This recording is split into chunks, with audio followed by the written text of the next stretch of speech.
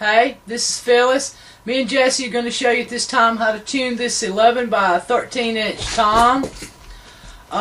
This is part one of my three-part video. I'm going to show you how to tune this tom without any tuning aids as like the drum dial or the torque key. We're just going to be tuning this by ear, and we'll go ahead and get started. First thing you want to do on your drum is you always want to check out your hardware. Make sure nothing is loose on the inside or the outside. You also want to run your finger around your bearing edge. Make sure it's smooth. If you're not sure what the bearing edge is, it's the edge at the very top that's sloping downward. You want to make sure that there are no nicks and everything's smooth here. It's also a good idea to take a tape measure, lay it across, and measure all the way around like this to make sure that this drum is not warped in any way, because the object to get the best sound for these drums is to have these heads seated properly, and the only way for the heads to seat properly is if the bearing edge is in good shape, the drum is not warped. So we'll go ahead and I'll put on the drum head. The first thing you want to do, you want to make sure that your logo matches up with your logo on your drum. That doesn't have anything to do with drum tuning, but it does have something to do with the cosmetic look, because you want your drum to, to look good. You don't want them to be sloppy or tacky. So you just sort of slide that, make sure that that's even. Once it is, I kind of check both sides. I got it mashed down.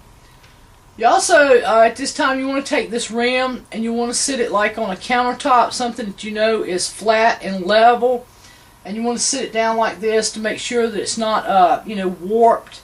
You also want to do the other side, make sure it's not warped in any way, because that will hinder your tuning process. Then we'll go ahead and we'll sit the rim on the drum.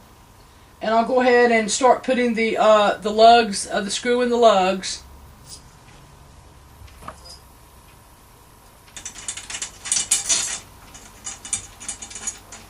You want to make sure that your little washer is always on your screw as you put it down into your lug. If you've got one missing, you'll want to replace that little washer. Or if your screw is damaged or stripped, you want to replace that, because you don't want to put anything on this drum that's going to cause the rim not to seat the head properly. Because, like I said, seating this head is most important in drum tuning. That's going to give you your best sound. So I'll go ahead and finish finger tightening these. Also, when you're finger tightening, you still want to do the crisscross method when you're finger tightening.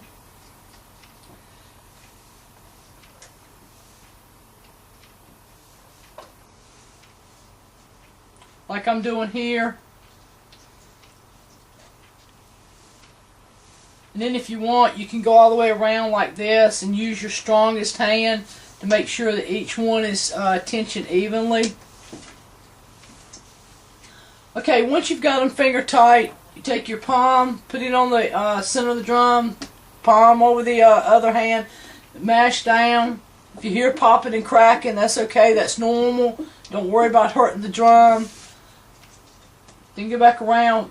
Sometimes you can tighten up just a little bit more once you mash down, because that's the process of seating the head on the drum. Okay. So we're at finger tight right now, and I'll let you hear how it sounds. It's got a little resonant sound because I've got I'm pretty strong in my fingers, so I've got it just enough to where it's got just a little bit of resonant sound. It's not, doesn't have that dead flat sound, but it still sounds really dead. So I'm going to go ahead and I'm going to start with this top lug, and I'm going to make my first half turn.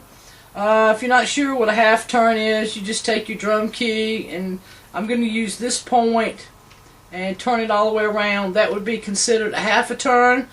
If you're not sure what a quarter turn is, hold my drum key as such.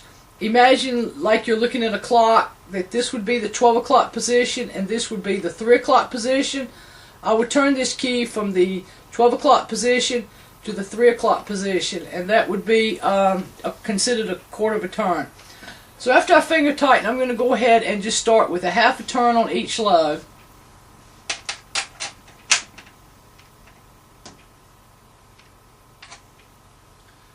Like I say, you want to make sure that you crisscross these lugs. That's very important because that helps get that head seated evenly.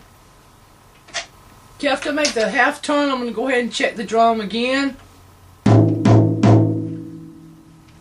Okay, now I'm going to go ahead and place my finger in the center of the drum to deaden any overtones, and I'm going to start checking. You want to tap about 1 inch out from each lug, and you're going to want to listen to pitch variations. You don't want one lug extremely higher than the other lug. You want to try to get these the pitch even at each lug. So I'll start tapping around.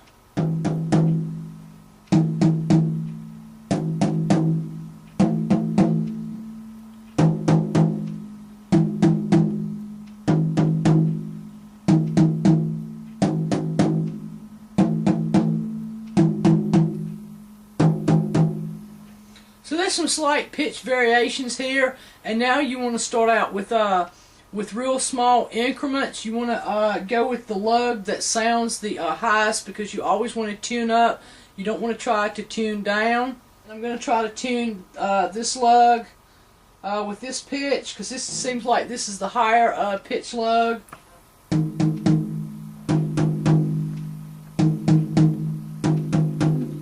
So I'm going to turn this, just like I said, a really small increment, less than a quarter of a turn.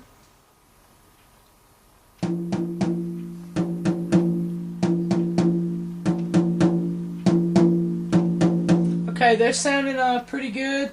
So I'm going to start out with this next one.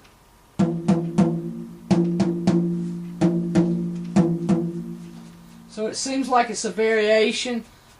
These two sound together. This one sounds like it's still a little bit lower. So I'll do a real small increment here. Okay, then I'll jump over here to this lug.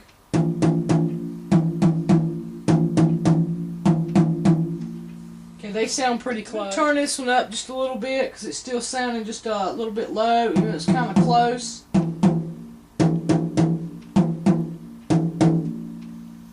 Turn it up just a little bit more. Okay, they're sounding pretty even now.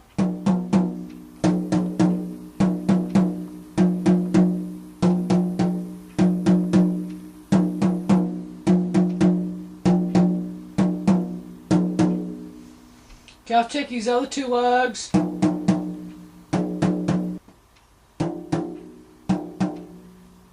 They sound pretty close, so I'm going to turn this one up just a little bit.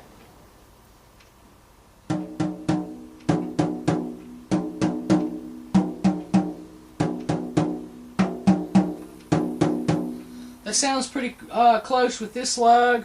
I don't really hear the a big variation. I don't hear one higher or one extremely low. Okay, these sound pretty even now, and we're going to hear how the drum sounds. Just take into consideration that the camera mic is not all that great. And so we'll give it a listen.